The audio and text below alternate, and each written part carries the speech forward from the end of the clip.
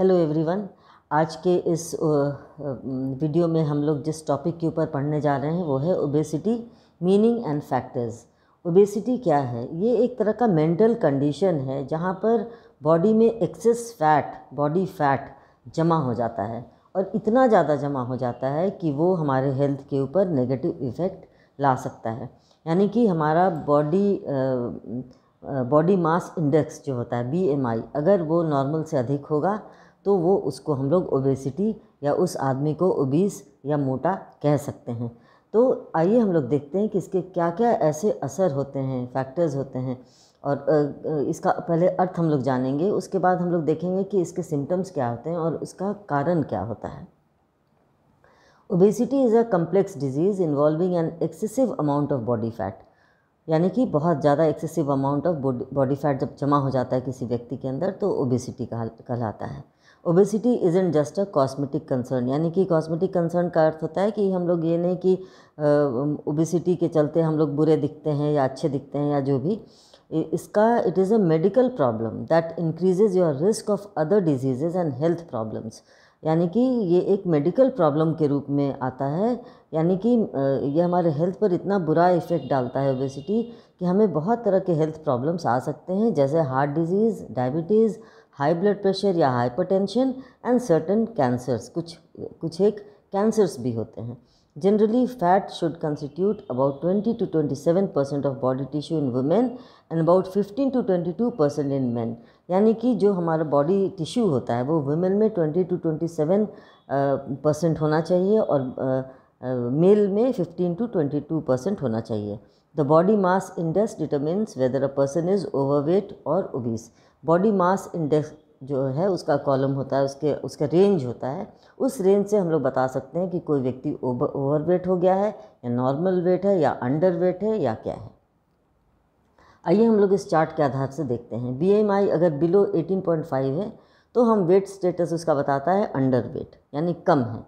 18.5 से लेकर 24.9 यानी 24.9 को हम नॉर्मल मानते हैं। 25.0 से लेकर 29.9 को हम ओवरवेट मानते हैं।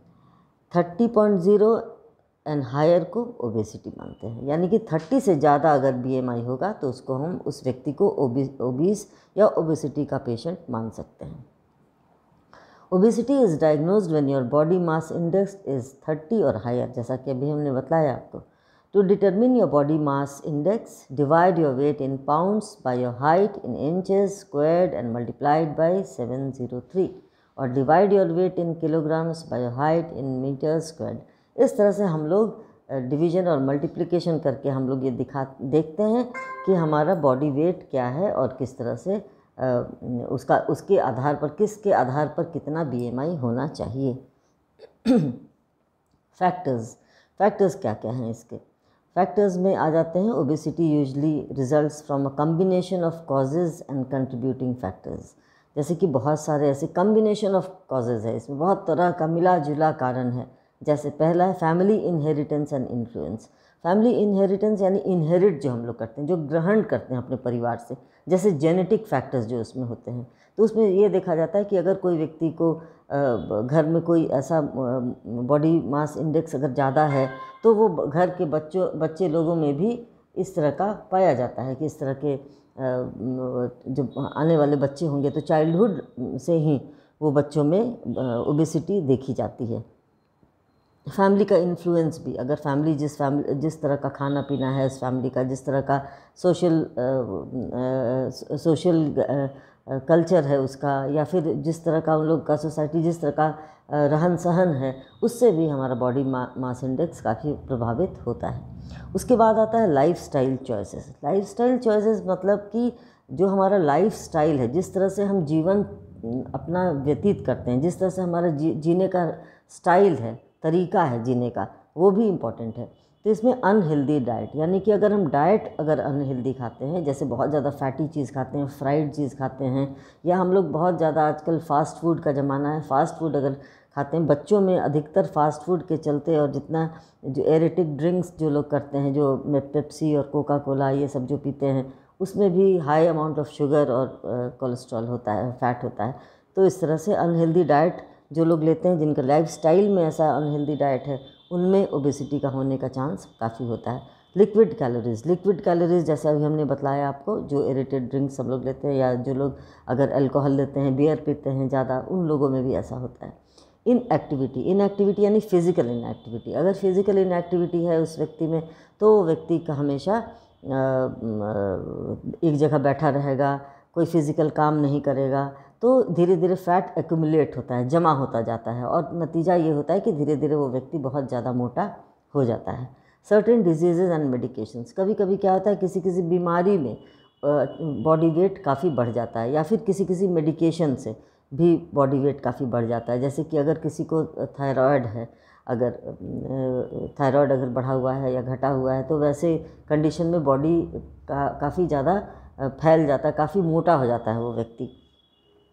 तो जैसे TCH अगर बढ़ा रहेगा तो, और जब मेडिकेशंस, अगर किसी तरह का मेडिकेशंस अगर कोई दवा कोई खाता है, तो दवा का भी साइड इफ़ेक्ट से काफ़ी मोटापा बढ़ सकता है।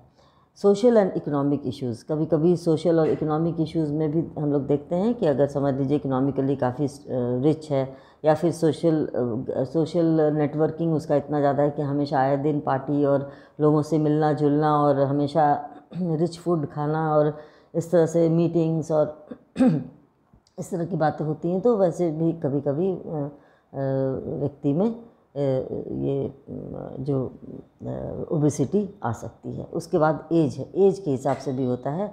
कभी कभी क्या होता है कि अधिकतर देखा जाता है कि 50 से 55 की उम्र के बाद ही लोग धीरे धीरे मोटा होना शुरू हो जाते हैं और काफ़ी वेट बढ़ने लगता है। लेडीज़ में भी मेनोपॉज के बाद मतलब कि अराउंड 50 वुमेन में भी वेट बढ़ने लगता है और वे लोग ओबीस हो जाते हैं। अदर फैक्टर्स भी कुछ कुछ है जो कि रिस्पॉन्सिबल है, जैसे प्रेगनेंसी में क्या होता है कि बॉडी वेट बढ़ता है और खाने पीने का भी उसमें विशेष ध्यान रखा जाता है, बच्चों जो पेट में पल रहे बच्चे के लिए भी और माँ के लिए भी। तो इस तरह से प्रेगनेंसी के समय काफ़ी ओवरवेट व्यक्ति हो जाता है, लेडीज़ हो जाती हैं, लेकिन फिर धीरे धीरे आफ्टर बर्थ के बाद फिर क्या होता है कि वो वापस नॉर्मल सी मेंटेन कर लेती हैं। क्विटिंग स्मोकिंग, कभी कभी लोग जब सिगरेट पीना छोड़ देते हैं, बहुत ज़्यादा चेन स्मोकर हैं और वो लोग छोड़ देते हैं, तो भी कभी कभी फ़ैट उन लोग गेन करना शुरू कर देते हैं। लेकिन इसमें मेडिकल हेल्प लेने के बाद कुछ ऐसे ऑल्टरनेटिव ड्रग्स मिलते हैं जिसके चलते उन्हें इस तरह के साइड इफ़ेक्ट से उन लोग को मुक्ति मिल जाती है। लैक ऑफ स्लीप, कभी कभी नींद कम होने से और डिस्टर्ब स्लीप होने से भी फैट एक्यूमुलेट होता है और इस तरह से ओबेसिटी बढ़ जाती है। स्ट्रेस के चलते भी ऐसा बहुत सारे रिसर्चेस हैं जिसमें कि देखा गया है कि मेंटल स्ट्रेस, मेंटल डिप्रेशन और एगनी, ये सब के चलते भी बॉडी BMI जो हमारा है वो काफ़ी बढ़ता जाता है।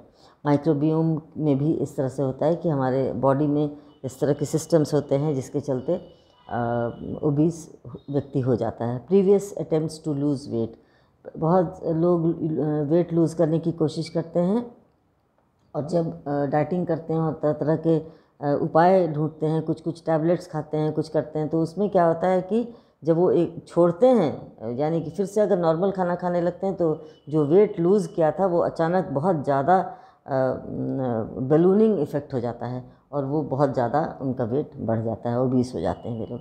It doesn't mean that a person is destined to develop obesity, ऐसा नहीं है कि हर व्यक्ति को ओबेसिटी होता है। One can counteract most risk factor through diet, physical activity and exercise and behaviour changes.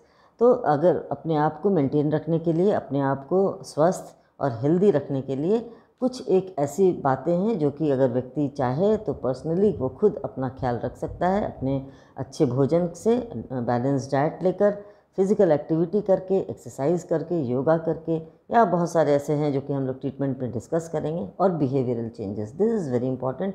Behavioural changes का होना बहुत अनिवार्य होता है, क्योंकि बिहेवियर हमारा जो होना चाहिए, जैसे कि अगर हमारा कुछ पर्सनैलिटी में ही होता है, जैसे कि अगर हमको नहीं मन है खाने का, अगर कोई ज़बरदस्ती देता है तो हम खा लेते हैं, तो ये हमारे बिहेवियर में आता है कि हम लोग उसको ना नहीं बोल सकते। तो हमारे में कुछ इस तरह के पर्सनालिटी चेंजेस भी लाने होंगे, कुछ थिंकिंग में चेंजेस लाने होंगे, तो ये सब फैक्टर्स उसके लिए डिपेंडेंट होता है। तो अब हम लोग ये समझें कि इसके इस वीडियो में हम लोग ये जाना है कि ओबेसिटी का अर्थ क्या होता है और उसके कौन कौन से ऐसे फैक्टर्स होते हैं जिसके चलते व्यक्ति ओबीस हो जाता है। अगले वीडियो में हम लोग इसके सिम्टम्स को और इसके ट्रीटमेंट को हम लोग डिटेल में पढ़ेंगे। तब धन्यवाद।